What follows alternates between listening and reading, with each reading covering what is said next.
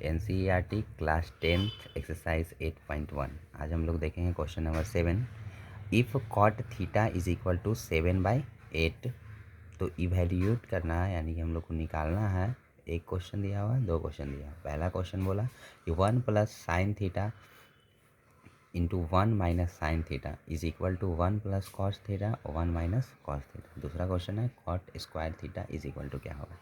तो आइए हम लोग बिना कोई देरी के हम लोग इसको सॉल्व करते हैं, बिना लेट के। ठीक है, तो आइए सबसे पहले हमको बोला कि if cot theta is equal to 7/8, तो हम लोग कॉट थीटा लिख लेंगे कि कॉट थीटा होता क्या है। कॉट थीटा, तो cot theta is equal to 7/8 दिया हुआ है। ठीक है, तो कॉट थीटा का फॉर्मूला क्या होता है। तो फॉर्मूला होता है गाइस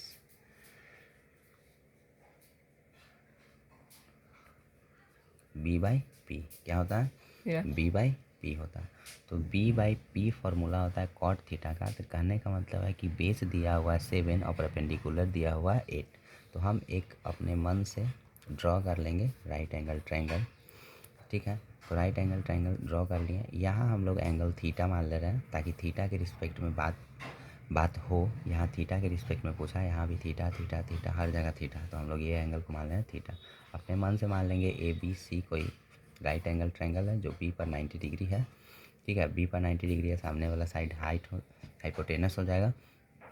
थीटा के सामने वाला परपेंडिकुलर होता है और जो बची है वो उसको बेस बोलते हैं। ठीक है, तो ये स्मॉल बेस कर लेते हैं, ये बेस हो गया। बेस, परपेंडिकुलर और हाइपोटेनस। तो यहाँ हम लोग को क्या क्या मालूम है। तो बेस बोला 7 है, तो बेस हम लोग लिख लेंगे, बेस यही था। तो बेस इज इक्वल टू कितना हो गया 7, और परपेंडिकुलर इज इक्वल टू 8। तो परपेंडिकुलर इज इक्वल टू हम लोग यहाँ पे लिखेंगे 8, और हाइपोटेनस हमको निकालना है। तो फॉर्मूला लगाएंगे H² is equal to P² plus B²। तो H² is equal to perpendicular 8 है तो 8 का स्क्वायर कर लेंगे, और B 7 है तो 7 का स्क्वायर कर लेंगे। तो H² इज इक्वल टू 8 का स्क्वायर हम लोग लिखेंगे 8 8 जा 64, 7 7 जा 49। तो H² इज इक्वल टू जोड़ लेंगे 9 प्लस 4 13, 3 लिखेंगे, 6 और 4 10 और 1 11। ठीक है, 113 आ गया। तो H is equal to root हटेगा, स्क्वायर आएगा, तो 113, रूट के अंदर 113, यानी H का जो वैल्यू है वो ये निकल गया 113। तो लिख देंगे H is equal to root under 113। ठीक है, अब इसके बाद हम लोग अब आएंगे क्वेश्चन पर। यहाँ तक के बाद ख़त्म हो गया, अब यहाँ आएंगे इवैल्यूएट। तो सबसे पहला क्वेश्चन पूछता है कि 1 प्लस साइन थीटा बताइए। क्या बताइए, 1 plus sine theta, 1 plus sine theta. ठीक है, और यहाँ बोला कि 1 माइनस साइन थीटा और divided by 1 plus cos theta, और यहाँ 1 माइनस कॉस थीटा, ऐसा। तो हम लोग देखेंगे कि ये 1 plus sine theta 1 minus sine theta, यानी कि A plus B A minus B के फॉर्मूला पर आ रहा है। यहाँ देखेंगे 1 plus cos theta 1 minus cos theta, यानी A प्लस बी और A माइनस बी। तो हम लोग देखेंगे कि A प्लस बी का फॉर्मूला क्या होता था। A plus B A minus B क्या किसको कहते थे। तो A प्लस बी और A माइनस बी हम लोग बोलते थे, किसको बोलते थे, A प्लस बी और A माइनस बी। तो A प्लस बी और A माइनस बी, इसका फॉर्मूला होता था A² माइनस B²। यानी अगर हम इसको A मान लें और इसको B मान लें, ठीक है, इसको A मान लें और इसको B मान लें, ठीक है, तो यहाँ हो जाएगा A प्लस बी और A माइनस बी। इसका फार्मूला होता था A² minus B²।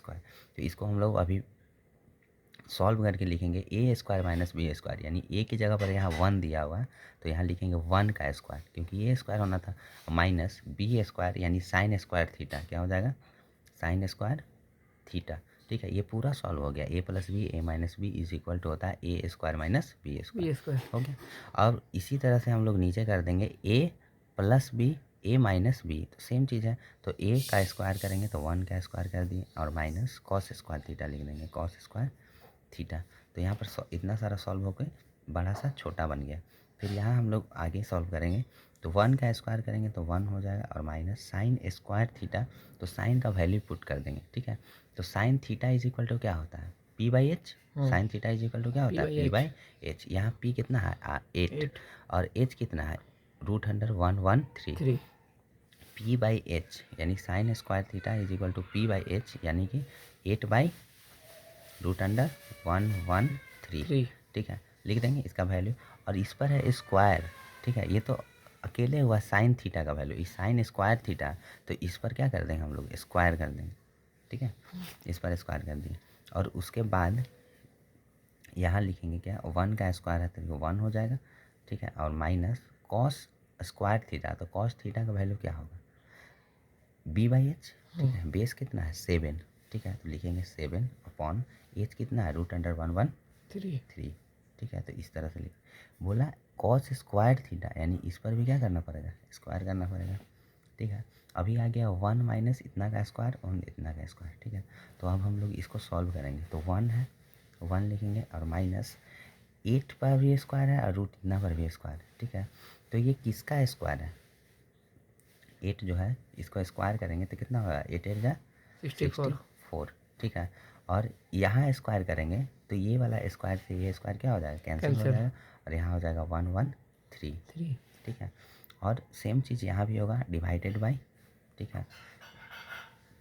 Divided by हो जाएगा 1 और माइनस 7 पर स्क्वायर करेंगे तो 7 7 जा 49 और डिवाइडेड बाई ये स्क्वायर से ये स्क्वायर क्या हो जाएगा, स्क्वायर रूट खत्म हो जाएगा, ये हो जाएगा 113, ठीक है।